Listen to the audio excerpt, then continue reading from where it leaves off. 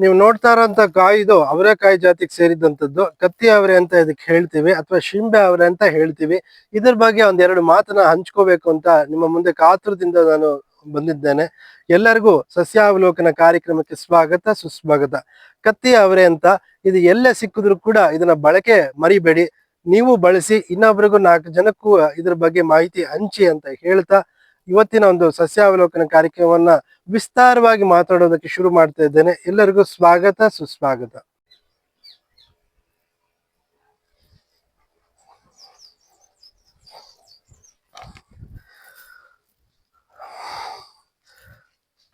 ನನ್ನ ಆತ್ಮೀಯ ಯೂಟ್ಯೂಬ್ ಚಾನೆಲ್ನ ಎಲ್ಲ ಸಹೃದಯರಿಗೂ ಎಲ್ಲ ಪ್ರೇಕ್ಷಕರಿಗೂ ಸ್ವಾಗತ ಅಂತ ಹೇಳ್ತಾ ಇವತ್ತಿನ ಸಸ್ಯಾವಲೋಕನ ಕಾರ್ಯಕ್ರಮಕ್ಕೆ ನಿಮಗೆಲ್ಲರಿಗೂ ಸ್ವಾಗತ. ಎಲ್ಲರಿಗೂ ಶುಭೋದಯಗಳು. ಅಪರೂಪಕ್ಕೆ ತನಗೆ ತಾನೇ ಬೆಳೆದಿರುವಂತಕ್ಕಂಥ ಸಸ್ಯ ನನಗೆ ಸಿಕ್ಕಿ ತುಂಬಾ ಖುಷಿ ಆಯ್ತು. ಯಾವುದೋ ಒಂದು ದೊಡ್ಡ ನಿಧಿನೇ ಸಿಕ್ಕಿದಷ್ಟು ಖುಷಿ ನನಗಾಯ್ತು. ಯಾಕೆ ಅಂತಂದ್ರೆ ಪ್ರಕೃತಿನ ನಾವು ತುಂಬಾ ಆರಾಧಿಸ್ಬೇಕು. ಪ್ರಕೃತಿಯಲ್ಲಿ ಸಿಗುವಂತಹ ಎಲ್ಲ ಗಿಡಗಳು, ಅದರ ಸೂಕ್ಷ್ಮತೆಗಳು, ಜೀವರಾಶಿಯ ಸೂಕ್ಷ್ಮತೆಗಳನ್ನ ನೋಡ್ತಾ ನೋಡ್ತಾ ನಾವು ತುಂಬಾ ಸಂತೋಷ ಪಡಬೇಕು. ಹಣದಿಂದ ಅಲ್ಲ. ಇರ್ಲಿ, ಆ ವಿಚಾರ ಇರ್ಲಿ. ನಾನ್ ನಿಮಗೆ ತೋರ್ಸಕ್ ಹೊರಟಿರುವಂತ ಸಸ್ಯ ಇದು ಅವರೆಕಾಳು ರೀತಿ ಇದೆ ನೋಡಿ. ಅವರೆಕಾಯಿ ಬಳ್ಳಿ ತರ ಹಬ್ಬಿದೆ. ಇಲ್ಲಿ ಕಾಯಿ ನೋಡಿದ್ರೆ ನಿಮಗೆ ಸ್ವಲ್ಪ ಅವರೆಕಾಯಿ ಜಾತಿ ಇದೆ ಅಂತ ಅನ್ಸುತ್ತೆ. ಹೌದು, ಅವರೆಕಾಯಿ ಜಾತಿ ಇದೆ ಇದು. ಇದರ ಹೆಸರು ಕತ್ತಿ ಅವರೆ ಅಂತ ನಾವು ಕರಿತೀರಿ, ಅಥವಾ ಶಿಂಬೆ ಅವರೆ ಅಂತ ಕೂಡ ಗ್ರಾಮೀಣ ಪ್ರದೇಶಗಳಲ್ಲಿ ಇದನ್ನು ಕರೆಯುವುದುಂಟು. 5-6 ಇಂಚು ಉದ್ದ ಬೆಳೆದಿದೆ ನೋಡಿ. ಇದು ನಾನು ನೋಡಿ, ಇದು ತುಂಬಾ ಚೆನ್ನಾಗಿ ಬೆಳೆದಿದೆ. ಬಲ್ತಿರೋದ್ರಿಂದ ಇದು ನಾನು ಸಾಂಬಾರ್ಗೆ ಹಾಕಕ್ಕೆ ಇಷ್ಟಪಡ್ತಾ ಇಲ್ಲ. ಸಾಂಬಾರ್ಗೆ ಅಥವಾ ಪಲ್ಯ ಮಾಡ್ಬೇಕು ಅಂತಂದ್ರೆ ಈ ರೀತಿಯಾದಂತ ಕಾಯಿ ಏನಿದೆ, ಸ್ವಲ್ಪ ಎಳೆ ಕಾಯಿ ಇದ್ರೆ ಪಲ್ಯ ತುಂಬಾ ರುಚಿಯಾಗಿರುತ್ತೆ, ಸಾಂಬಾರ್ ತುಂಬಾ ರುಚಿಯಾಗಿರುತ್ತೆ. ಇದು ಬಲ್ತಿರೋ ಸಮಸ್ಯೆ ಇಲ್ಲ, ಬಲ್ತಿರೋದು ಉಪಯೋಗಕ್ಕುಂಟು. ಬಲಿತಾ ಹೋದಾಗೆ ಅದ್ರ ಬೀಜ ಸಿಗ್ತದೆ. ಆ ಬೀಜನ ಸಂಗ್ರಹಿಸಿ ನಾವು ಪಲಾವ್ ಹಾಕಿದ್ರೆ ಪಲಾವ್ ಅಂತೂ ಅದ್ಭುತ ರುಚಿ ಕೊಡ್ತದೆ. ತುಂಬಾ ಸುಂದರ, ತುಂಬಾ ಪರಿಮಳ ಉಂಟು, ಆ ರುಚಿ ಉಂಟು. ಅದನ್ನ ಸವಿದವ್ರಿಗೆ, ಆ ರುಚಿಯನ್ನ ಅನುಭವಿಸಿದವ್ರಿಗೆ ಗೊತ್ತು ಅದರ ಒಂದು ಹಿಗ್ಗು. ನೋಡಿ, ಹೂವೆಲ್ಲ ಬಂದಿದೆ, ಕಾಯಿ ಆಗ್ತಿದೆ. ಇಲ್ಲಿ ಸಣ್ಣ ಕಾಯಿ ಕೂಡ ಇದೆ ನೋಡಿ. ತುಂಬಾ ತುಂಬಾ ಚೆನ್ನಾಗಿ ಇಲ್ಲಿ ಹಬ್ಬಿದೆ. ನನಗೆ ತಾನೇ ಬೆಳೆದಿರುವಂತ ಸಸ್ಯ ಇದು.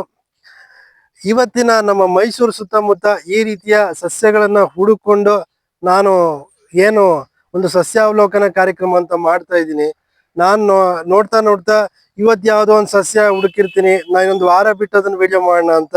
ರಿಯಲ್ ಎಸ್ಟೇಟ್ನವ್ರು ಬರ್ತಾರೆ, ಎಲ್ಲ ಕಡ್ದಾಕ್ತಾರೆ, ಲೇಔಟ್ ಮಾಡ್ತಾರೆ. ಅವ್ರಿಗೆ ಏನು ಯಾವ್ದಾದ್ರು ಒಂದು ಪ್ರಭೇದ ತುಂಬಾ ಅಪರೂಪದ್ದು ಅಂತ ಯಾರು ಹೇಳ್ದಾಗ ಅದನ್ನ ಉಳಿಸ್ಕೊಳುವಂತ ಆ ಒಂದು ಇದು ಇಲ್ಲ ಅವರಿಗೆ. ಕೇವಲ ಹಣ ಮಾಡ್ಬೇಕು, ಲೇಔಟ್ ಮಾಡ್ಬೇಕು. ಲೇಔಟ್ ಯಾಕೆ ಮಾಡ್ತಾರೆ? ಇನ್ನೊಬ್ರು ಚೆನ್ನಾಗಿರ್ಲಿ, ಇನ್ನೊಬ್ರು ಮನೆ ಕೊಟ್ಕೊಂಡು ಸುಖವಾಗಿರ್ಲಿ ಅಂತ ಅವರಂತೂ ಮಾಡಲ್ಲ. ಅವ್ರು ಕೋಟಿ ಕೋಟಿ ಗಟ್ಲೆ ಹಣ ಬೇಕು, ಅದಕ್ಕಾಗಿ ಮಾಡ್ತಾರೆ. ಇರ್ಲಿ, ಅದು ಏನಾರ ಇರ್ಲಿ. ಇದಂತೂ ನಾನು ಇವತ್ತು ಬೆಳಿಗ್ಗೆ ನಾನು 10 ಗಂಟೆಲಿ ನೋಡಿ ಅಂತೂ ತುಂಬಾ ಖುಷಿ ಪಟ್ಟೆ. ಇನ್ನೊಂದು ವಾರ ಬಿಟ್ಟು ವಿಡಿಯೋ ಮಾಡೋಣ, ಇನ್ನೊಂದು 1 ತಿಂಗಳು ಬಿಟ್ಟು ಮಾಡೋಣ ಅಂತ ಕಾಲಹರಣ ಮಾಡಿದಷ್ಟು ಈ ಗಿಡ ನಾಳೆ ಇರೋದಿಲ್ಲ. ಅಷ್ಟೊಂದು ಜನ ರಿಯಲ್ ಎಸ್ಟೇಟ್ನವರು ಅಷ್ಟೊಂದು ಮೈಸೂರಿನ ಒಂದು ಸಂಸ್ಕೃತಿನ ಹಾಳು ಮಾಡಕ್ ತುದಿಗಾಲಲ್ಲಿ ನಿಂತಿದ್ದಾರೆ. ರಾಜಕಾರಣಿಗಳು ಹಾಗೆ ಇದ್ದಾರೆ. ಮೈಸೂರನ್ನ ಎಷ್ಟು ಬೇಕಾದ್ರೆ ನೀವು ಲೂಟಿ ಹೊಡೀರಿ, ಎಷ್ಟು ಬೇಕಾದ್ರೆ ಎಕ್ಕುಡ್ಸಿ, ನಾವು ಸಪೋರ್ಟ್ ಮಾಡ್ತೀವಿ ಅಂತ ಅವರು ಇದ್ದಾರೆ.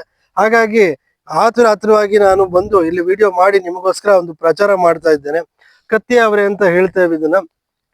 ನೋಡಿ, ಎಲೆ ಅಂತೂ ತುಂಬಾ ಸುಂದರವಾಗಿದೆ. ಹೂ ಅಂತೂ ನೋಡಕ್ಕೆ 2 ಕಣ್ಣು ಸಾಲದು, ಅಷ್ಟು ತುಂಬಾ ಸುಂದರವಾಗಿದೆ.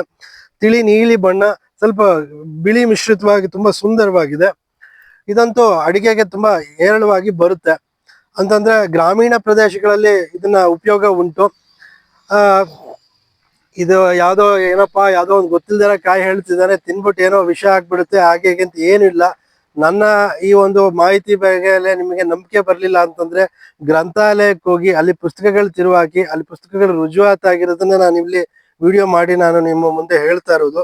ಅದು ಒಂದು ನಾನೇನು ನಿಮಗೆ ತಲೆ ಕೆಡಿಸ್ಬೇಕು ಅಂತ ಏನು ಹೇಳ್ತಾ ಇಲ್ಲ. ಒಟ್ನಲ್ಲಿ ಕತ್ತಿ ಅವರೆ ಅಂತ ತುಂಬಾ ಸುಂದರವಾಗಿದೆ ನೋಡಿ ಕಾಯಿ. ಇದು ಬಲ್ತಿದೆ, ಇನ್ನು ಬಲ್ತಷ್ಟು ಅದು ನಾನು ನಿಮ್ಗೆ ಆಗ್ಲೇ ಹೇಳ್ದ ಹಾಗೆ ಬೀಜಗಳು ಕೂಡ ಅದು ಅಡಿಗೆಗೆ ಸ್ವಲ್ಪ ಎಳಸ್ ಬೀಜ ಅಡಿಗೆಗೆ ಬರುತ್ತೆ. ತುಂಬಾ ಬಲ್ತಾಗ ನಮಗೆ ಮತ್ತೆ ಮರು ಊಟ ಹಾಕಕ್ಕೆ ಅದು ಅನುಕೂಲ ಆಗುತ್ತೆ. ಹಾಗಾಗಿ ಒಂದು ರೀತಿಯ ಇವತ್ತೊಂದು ನನಗೆ ನಿಧಿನೇ ಸಿಕ್ಕಿದಾಗ ಆಯ್ತು. ತುಂಬಾ ಖುಷಿ ಪಡ್ತಾ ಇದ್ದೀನಿ. ಈ ಒಂದು ಖುಷಿ ಹಿಂಗೆ ನಾನು ನಗ್ನಾಗ್ತಾ ಖುಷಿಯಾಗಿ ಇರೋ ರೀತಿ ನೀವು ಪ್ರೇಕ್ಷಕರಾದ ನೀವು ಕೂಡ ಹಾರೈಸಿ ಅಂತ ಹೇಳ್ತಾ ಈ ಒಂದು ಸಸ್ಯಾವಲೋಕನ ಕಾರ್ಯಕ್ರಮ ಮುಕ್ತಾಯ ಮಾಡಕ್ ಮುಂಚೆ ಸಾಕಷ್ಟು ಜನ ಹಿಂದೆ ಎಲ್ಲ ಇದ್ರ ಮೇಲೆ ಸಂಶೋಧನೆ ಮಾಡಿದ್ದಾರೆ. ಈ ಅವರೆ ಮೇಲೆ ಕೇವಲ ಕತ್ತಿ ಅವರೆ ಅಂತಲ್ಲ, ಗರಗಸ ಅವರೆ ಅಂತ ಕೂಡ ಇದ್ರದ್ದು ಪ್ರಭೇದ ಉಂಟು. ಎಲ್ಲ ಅವರೆಕಾಳು ಜಾತಿಗೆ ಬರುತ್ತೆ, ಗರಗಸ ಅವರೆ ಅಂತ ಬರುತ್ತೆ. ಅದು ಇನ್ನೂ ತುಂಬಾ ಸುಂದರವಾಗಿರುತ್ತೆ ನೋಡಕ್ಕೆ ಒಂದ್ ರೀತಿ. ಅದು ನನಗಿಲ್ಲೂ ಮೈಸೂರ ನಮ್ಮ ಪರಿಸರದಲ್ಲಿ ಸಿಕ್ಕಿಲ್ಲ. ನಿಮ್ಗೆಲ್ಲಾರು ಸಿಕ್ಕಿದ್ರೆ ನನಗೆ ಯೂಟ್ಯೂಬ್ ಒಂದು ಅದ್ರ ಬಗ್ಗೆ ಮಾಹಿತಿ ನನ್ನ ಯೂಟ್ಯೂಬ್ ಚಾನೆಲ್ ಕಾಮೆಂಟ್ ಮುಖಾಂತರ ತಿಳಿಸ್ಬೋದು ನೀವು.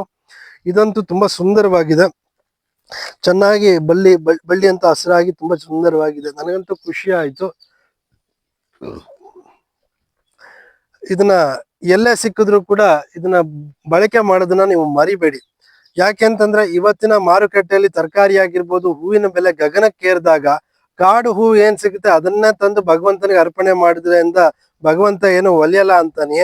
ಹಾಗೆ ಕೂಡ ಒಂದು ಪ್ರೇಯಸಿಗೂ ಕೂಡ ಮಲ್ಲಿಗೆ ಹೂವೇ ಕೊಟ್ಟು ಪ್ರೇಯಸಿನ ತೃಪ್ತಿ ಪಡಿಸ್ಬೇಕು ಅಂತ ಏನು, ಸಂತೋಷ ಪಡಿಸ್ಬೇಕು ಅಂತ ಏನ್ ಇಲ್ವಲ್ಲ, ಕಾಡು ಹೂ ಕೊಟ್ಟರು ನಡೆಯುತ್ತೆ.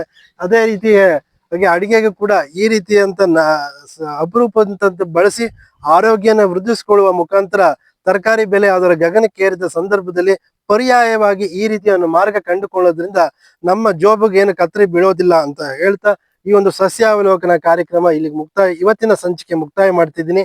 ಮರಿಬೇಡಿ, ಕತ್ತಿ ಅವರೆ ಅಥವಾ ಶಿಂಬೆ ಅವರೆ ಅಂತ ಇದ್ರ ಹೆಸರು, ಇದು ಎಲ್ಲೇ ಸಿಕ್ಕಿದ್ರು ಮರಿಬೇಡಿ ಉಪಯೋಗಿಸೋದನ್ನ ಉಪಯೋಗಿಸಿ ಅಂತ ಹೇಳ್ತಾ ಈ ಒಂದು ಮುಗಿಸ್ತಾ ಇದ್ದೀನಿ ಕಾರ್ಯಕ್ರಮ. ನಮಸ್ಕಾರ.